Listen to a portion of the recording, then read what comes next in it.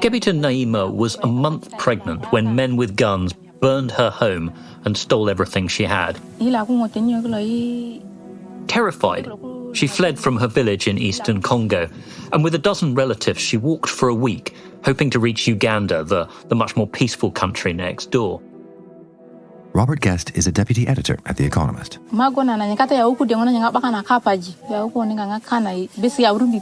She told me, we had nothing, no food at all, only stream water and wild fruit.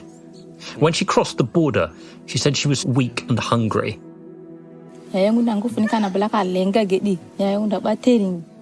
As she was fleeing, she was pregnant. She told me that famished journey and the months of deprivation that followed it may have affected her unborn daughter. She notes how the girl, Amina, who's 11 years old now, is noticeably slower than her younger brother, Mubaraka, who was better nourished both in the womb and in infancy.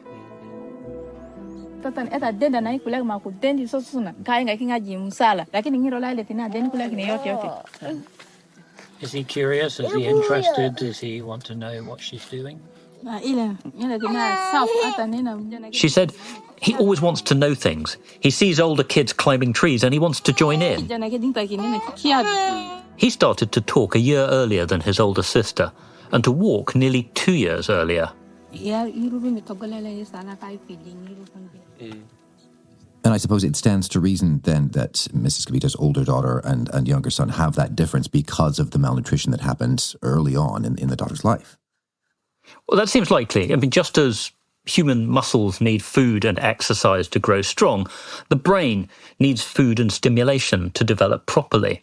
The most crucial period is the golden window. That's the first 1,000 days after conception. If you haven't got enough food, or the right food during that period, it can grow up stunted, both in the body and in its brain. The speed at which a baby grows immediately after birth is a significant predictor of its IQ when it's at school 9-10 years later. So all of that qualitatively makes sense, but I know that you've been looking into what's known quantitatively about those effects. Well, the good news is that the share of children under 5 who are stunted has fallen from about a third in the year 2000 to slightly more than a fifth last year. That's about 150 million children. But the overall pace of improvement in nutrition has slowed in the past decade. And we still have a huge problem with micronutrient deficiency. So roughly half the world's young children and 2/3 of the women of reproductive age have some form of micronutrient deficiency. And because fertility is higher in poorer countries, future births will largely be in the parts of the world where nutrition is currently the worst. And so what are the onward effects of that for the world in these countries where this is such a problem? So it's pretty universally accepted among scientists that if you don't feed a brain properly, it doesn't grow properly. How big is that effect? Well, UNICEF gathers data on how toddlers develop. So, measures like can they say more than 10 words, jump with both feet, count to 10, that kind of thing. And we've looked at their numbers and we find that the stunting rates of those children explain half the variation of how many kids are on track developmentally. Now, that's a much bigger effect than, say, poverty, which explains less than 10% of it. So what we're saying is that malnutrition is a much bigger obstacle to brain development than just poverty on its own. This is hugely important. I mean, the size of the effect of a combination of malnutrition and a lack of stimulation on a brain can be like 15 IQ points. That's the difference between whether you can cope okay with the modern world and whether you really find it very hard. So that affects the quality of people's lives. It affects how much they earn as adults. It affects pretty much their whole life course. And that affects national economies too. There's one estimate that undernutrition costs the whole world about 6% of GDP, and it's roughly double that in developing countries. So these are absolutely huge numbers. And an absolutely huge problem, but how to go about fixing it? Well, to fix it, you have to understand where it's coming from. And here's a really interesting finding from UNICEF. Roughly half the kids in the world on severely restricted diets come from poor families. Now, that's kind of what you'd expect. But half of them don't. And the reason for that, we think, is essentially that a lot of parents don't know how to feed their kids properly. They don't know much about nutrition. They think it's enough to fill a child with a stodgy staple like sort of porridge or rice, but they forget about things like protein and vegetables and micronutrients. Another big problem is sickness. If the water's dirty and the baby has a bacterial infection or diarrhea or something, it can be hard for it to absorb the nutrients from the food. In one slum in South Asia, a study found that 90% of the poor women there had inflamed intestines, suggesting they haven't got the right gut bacteria to digest properly what they eat. So what can we do about all this? Obviously, it would help if we had fewer wars and more economic growth. But those things are very difficult to achieve. More specifically and narrowly, you can make programs that give pregnant mothers a little bit of cash and a little bit of education, and that can make a big difference pretty quickly. And there are examples of that working. There's a World Food Programme pilot project in Uganda known as NutriCash, where they just give $20 a month for about 2 years to mothers like Miss Kebita, provided they listen to useful advice on how to grow vegetables in their backyards, how to feed their babies a more balanced diet, and how to stimulate them when they're very small. I spoke with a number of mothers who seemed really to have absorbed the message. They told me how they were very careful about washing their hands and utensils before preparing food. They all reported giving a much more varied diet to themselves and to their children. Miss Kebita, for example, said that she weaned her first child, remember the one who had the developmental difficulties, she weaned her on just boiled water with sugar dissolved in it. She told me she didn't know anything about nutrition back then, but now that she's in the program, she does.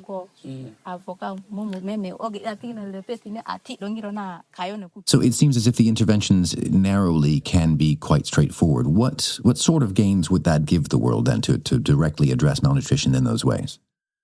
If we could dramatically reduce malnutrition, that would mean the whole next generation growing up, on average, more intelligent, more likely to fulfill their cognitive potential. That would be extraordinary. That means they would cope better with the modern world. It would mean that they would find it easier to find good jobs. It means they would find it easier to cope with everything that life throws at them in the modern world. Robert, thanks very much for your time. Well, thank you, Jason. For a lot more on the science of nutrition and the coming innovations that aim to make malnutrition history, check out this week's episode of Babbage, our sister show on science and tech. It'll be out later today.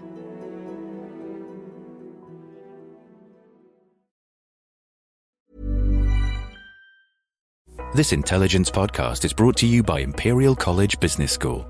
Business knowledge is power. That's why you need to subscribe to the IB Knowledge newsletter. Every month, top academics and thought leaders discuss what matters in business, from population growth to wealth inequality, climate finance, and more. Backed by data from world-leading business minds at Imperial College Business School. Visit the IB Knowledge Hub and subscribe for free today at imperial.ac.uk/intelligence-podcast.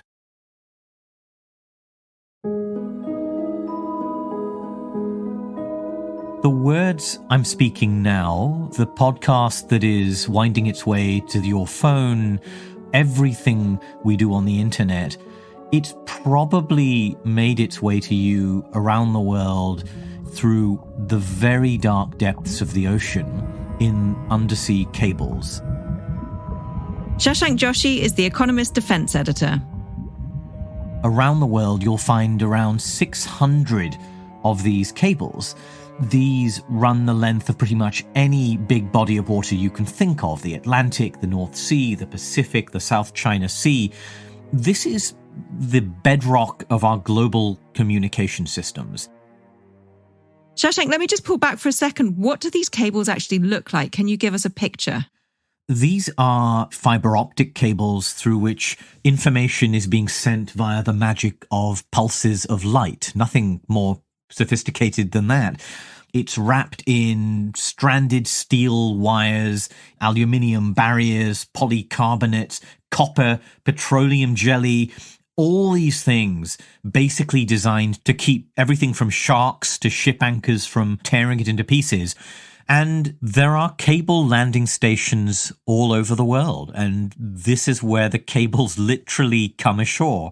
Here is where the world's communication is being concentrated. Think of it like a data choke point. And so if you're a spy service, this is where the jackpot is. It does seem like these would be very vulnerable to anyone who wants to attack. What's actually been happening? Well, the first thing to note is cables have been a military target for well over 100 years. I think the first serious cable cutting took place in the Spanish-American War of 1898. And Britain cut German cables ahead of the First and Second World Wars, the aim being not just to deny the other side military communications, but also to make them use radio waves, which you could then intercept in a way that you might not be able to for cables. That is still absolutely a valid military tactic that big countries are interested in.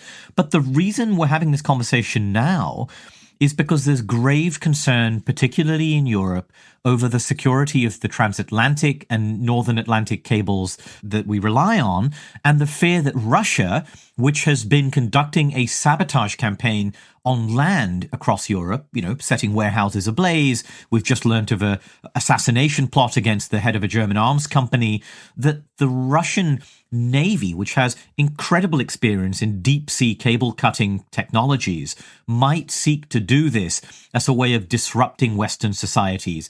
And there have been a few murky incidents in the Baltic Sea in the past year or so. And when you say murky incidents, what do you mean? Well, take the example of the Baltic Connector, which is an undersea gas pipeline through the Baltic Sea, and there's a nearby communication cable. In October 2023, that was damaged in the Gulf of Finland, and officials suspected that a Chinese-owned container ship, it has a wonderful name, it's called the New Polar Bear, was responsible for this because it turned up in a Russian port with its anchor missing, and very suspiciously, it had swapped its crew in Kaliningrad, which is a Russian exclave in Europe. Now, here is a great example of why it is so difficult to understand what is going on underwater. Even now, we don't really know whether this was an accident.